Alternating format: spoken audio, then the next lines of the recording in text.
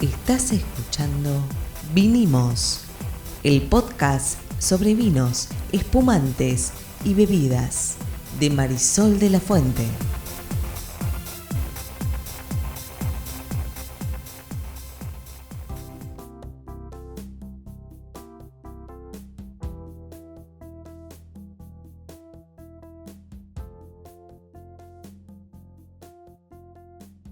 Buenas, mi nombre es Marisol de la Fuente y soy Sol Sommelier. Yo soy Ariel Torres, soy el que hace las preguntas del que no sabe en este podcast. ¿De qué vamos a hablar hoy? Vamos a hablar de qué y cuándo es la vendimia. Muy bien, ¿qué es la vendimia? ¿Cómo que es la vendimia? ¿Qué significa la palabra vendimia? No tengo la menor idea. Sí, vos estoy seguro de que sabes, alguna vez la escuchaste. ¿A qué te suena? Sí, no, ya por supuesto. Sé lo que es, lo que no conozco es el origen ni nada. Significa cuando cosechás la uva para hacer vino. Exactamente. Cuando hablamos de vendimia estamos hablando del momento de cosecha de la uva. ¿Es el momento o es la cosecha? Es la cosecha en sí misma, ¿no? Es Ok. cuando vamos y cosechamos. Ahora, justo en estos días, muchas vendimias ya sucedieron, otras están por suceder. Y quiero contar un poco, sobre todo para quienes nos escuchan, algunas cositas que tienen que ver con la vendimia que las separan un poco de esta idea de que todo se vendimia en marzo cuando es la fiesta de la vendimia en Mendoza, por ejemplo. Entonces, cuando pensamos en vendimia, estamos pensando particularmente en ese momento en el cual el enólogo considera que la uva está lista para ser cosechada o vendimiada dependiendo el tipo de vino o producto que vaya a realizar. Ok. ¿Cómo es eso? Por ejemplo, en la Argentina, la vendimia hoy está arrancando fines de enero, por ejemplo, este año hubo lugares donde ya a fines de enero comenzó la vendimia y va a seguir hasta más o menos fin de abril, te diría primeros días de mayo. Mira. Vendimia significa tres cosas para el diccionario de la Real Academia. Significa el verbo vendimiar, que es cosechar la uva. Significa la recolección en sí de la uva. Y significa también el momento de cosechar la uva. Son tres cosas que significan. Normalmente de este lado del mundo, en estas fechas, se termina el verano. Recuerden, primavera, flores, en las flores, vienen las abejitas, etcétera. Polinización, se empiezan a formar los frutos, llega el embero. El embero es cuando la uva empieza a tomar color. Se empieza a ablandar. Se empieza a ablandar, se empieza a convertir en algo que una persona puede comer o con la que se puede hacer vino. Y a partir de ahí parece ser que hay todo un espacio que va a depender del número de factores que vos nos vas a contar ahora, en el que se puede sacar la uva. Idealmente se puede sacar la uva cuando está perfectamente madura para comérsela, por ejemplo. Claro, obviamente. Pero acá estamos hablando de producción vitivinícola. Ajá. Por ejemplo, si vos vas a hacer espumantes, vos vas a necesitar hacer un vino base que sea bajo en alcohol y alto en acidez. ¿Cómo voy a obtener eso?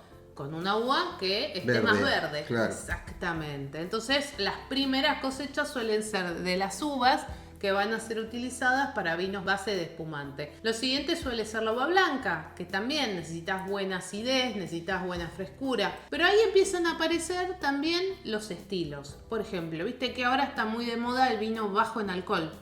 ¿Cómo vos lográs un vino bajo en alcohol sin sacarle alcohol, no? En otro podcast hablaremos de los procedimientos para lograr vinos sin alcohol o bajos en alcohol. Con menos azúcar en la uva. Con menos azúcar en la uva. De hecho, hay varios vinos bajos en alcohol que lo que hacen es tener dos momentos de cosecha.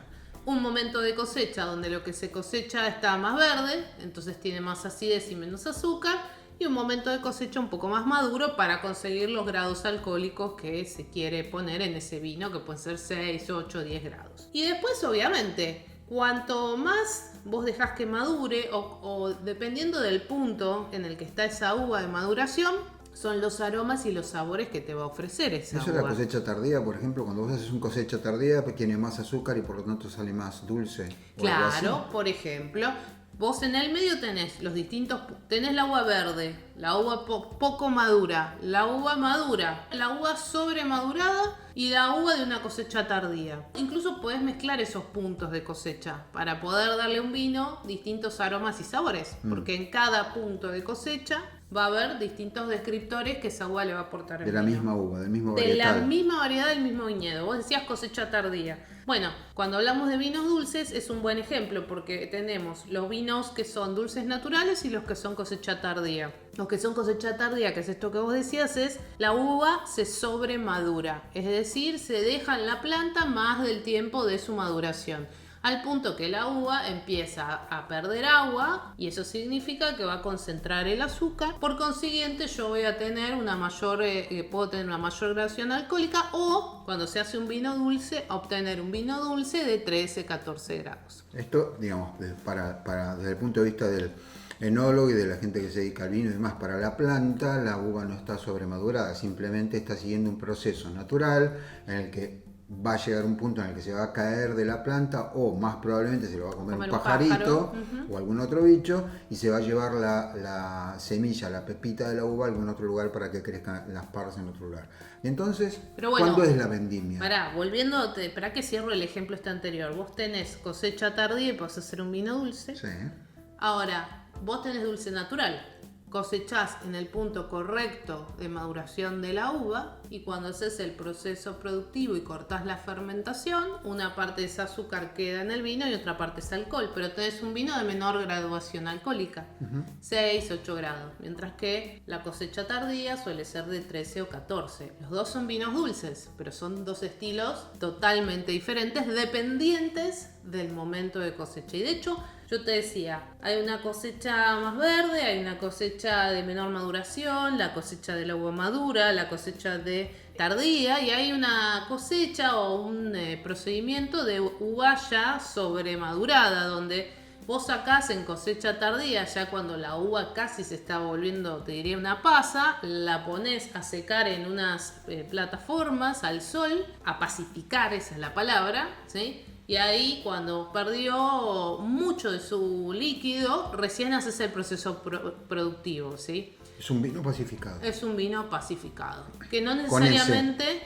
Pacificado con ese de pasa. Que no necesariamente es dulce. Están los amarones de la Valpolicella italianos, que se hacen con ese proceso y son dulces. Pero vos también tenés amarones o vinos hechos con uvas pacificadas que son secos. Vos lo que podés hacer, por ejemplo, es que una parte del blend que vas a utilizar en el proceso productivo sea hecho con una uva pacificada. ¿Qué vas a lograr con eso? Perdón, hago pregunta. Vos dijiste que la mayor parte del líquido se fue. ¿De dónde sale el líquido? Y queda, no se va por completo. Okay. ¿Sí? Entonces, con esa masa muy cargada, a veces mosto, muy cargado de azúcar, lo que vas a lograr es mayor concentración y mucho sabor y mucho aroma. Vuelvo un segundo para atrás. El Amarone de la Valpolicella está hecho con una uva pacificada, pero no es necesariamente siempre dulce, como decía antes. Muchas veces es un vino tinto seco, ¿sí? Aunque originalmente se pensó como dulce. ¿Por qué? Porque la pacificación es una concentración de azúcares. No necesariamente siempre va a terminar siendo un vino dulce. De hecho, acá en la Argentina hay un vino de una bodega que se llama Enamore, que tiene una porción hecho con uva pacificada, que si no me equivoco, no lo quiero asegurar porque no estoy 100% segura, pero estoy casi segura que es la única bodega que hace pacificación de manera productiva, ¿sí? Comercial en la Argentina. Y se lo agrega a un vino seco, no hace un vino dulce con ese pacificado. Entonces vos fijate, pensando en la Argentina, hemisferio sur, la vendimia va desde final de enero hasta principio de mayo. Y eso pensando en una zona específica, ¿no? En todas estas etapas que te decía. Por ejemplo, si vos te vas al norte de nuestro país, es muy probable que empiece antes la vendimia y termine antes. Si te vas al sur, es muy probable que empiece después y termine después. Tiene sentido. ¿Por qué? Y porque tenés como siempre decimos, un terroir diferente. Latitud, altura, suelo y variedad. Trabajo en el viñedo, me voy a Patagonia. La amplitud térmica, el frío, la latitud hace que la maduración suceda más tarde. Por lo cual no hay una fecha fija. Probablemente sea más corta también, ¿no? Generalmente las uvas que se plantan en ese tipo de clima son uvas de ciclo corto, porque si vos plantas uvas de ciclos más largos, no se te mueren. No llegan a madurar. Les llega el invierno. Exacto, sí. Antes de que hayan podido lograr la maduración. Así es. Y de hecho, cuando pensamos en vendimia, después aparecen cómo se vendimia, ¿no? Y ahí aparece esta historia de si es una vendimia manual, si es una vendimia mecanizada. Y también todo esto va a ir de la mano del tipo de vino que se va a producir. ¿Por qué? Porque el vino nace en el viñedo. Entonces, si vos vas a hacer un vino de mucho volumen, es muy probable que tengas muchas plantas muy productivas. Y es muy probable que tu vendimia sea mecanizada. ¿Qué significa mecanizado? Es decir, pasa una cosechadora que sacude las plantas y vos no tenés racimos, tenés los granos nada más. ¿Sí? En cambio, si es un vino de una gama media, una gama alta, un vino con el que por algún motivo se decide hacer trabajo manual o simplemente porque la bodega decide hacer un trabajo manual, suele haber menos plantas y el vendimiador va sacando racimos enteros. En ese caso, vos podés hacer ciertos procedimientos productivos en los que se usa el racimo entero, donde el escobajo vos podés incluso decidir dejarlo en el proceso productivo. Cuando vos haces una vendimia mecanizada, tenés los granos, no tenés los escobajos. Bueno, y muchos se van a romper además. Se rompe muchísimo más porque en general cae en un tacho gigante donde se van aplastando y se van rompiendo. Eso no es para vinos de alta gama. En los vinos de alta gama se trata de mantener el racimo entero. ¿Entiendes? Claro, la uva tiene que llegar entera a la bodega. ¿Por qué? Es una gran diferencia, digamos. Y si se rompe, cuando el agua se rompe empieza a fermentar. Empieza a fermentar automáticamente. Porque la levadura está en la piel.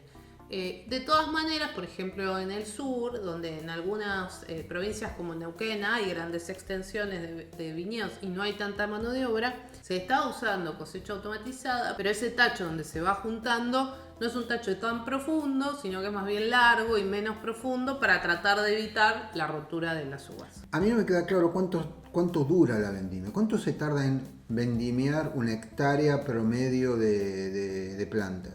Y es relativo a si vos tenés que si tenés 5 plantas por hectárea, claro, o si tenés 50. Cantidad de plantas y además el volumen y además si tenés las máquinas o si tenés personas, cuántas personas. La verdad es muy relativo. Pero no puede ser algún proceso muy largo. La vendimia No, a mí me da corto. Cuando la uva, el menólogo dice, la uva está lista, hay que levantar este viñedo, se levanta en ese día. Por eso te iba a decir. Y normalmente se hace además de noche o a la madrugada. Se hace a la madrugada. También he visto vendimiar al sol, pero el problema de vendimiar al sol es que sabes que esa uva ahí expuesta a la temperatura se ablanda. Entonces tenés más probabilidades de que se rompa. Es un trabajo bastante extenuante, ¿no es cierto? Es Vos terrible. lo probaste. Sí, yo lo he probado y también he visto gente vendimiando. Tenés que tener una capacidad o un entrenamiento físico importante, no porque esa gente entrene, sino porque obviamente está acostumbrada. Está bien. Tiene que hacerlo rápido,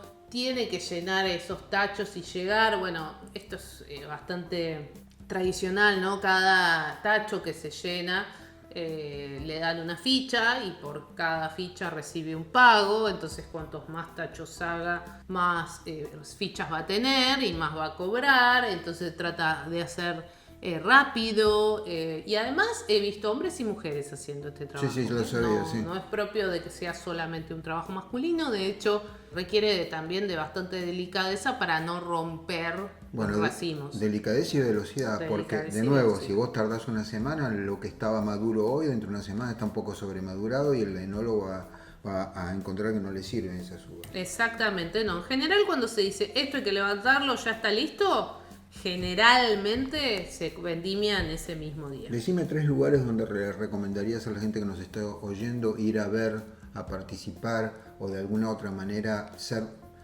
un testigo del proceso único de la uva. Mendoza es el lugar clave porque de hecho hay muchas bodegas o unas cuantas bodegas que ofrecen la actividad turística de hacer la vendimia y tener esa experiencia.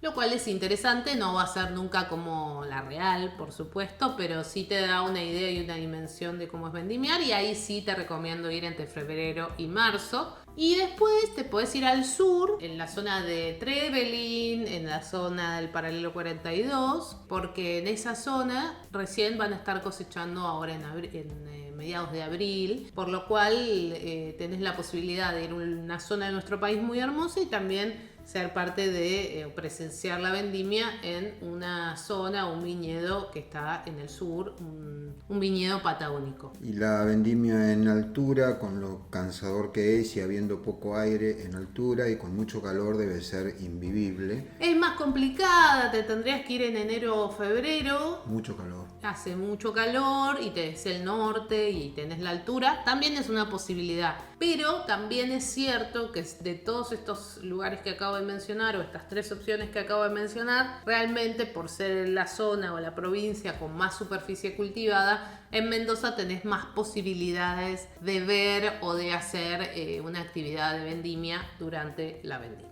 ¿Qué más tenemos sobre la vendimia? Quería contar un poco sobre esto, sobre cuándo se hace, cómo se hace, e invitar a todos a que vivan esa experiencia si les gusta el mundo del vino, porque realmente te abre los ojos acerca de todo el trabajo que hay antes de que el vino llegue a tu casa y llegue a tu copa. Esto se llama Vinimos. Nos vemos en el próximo capítulo. Chao.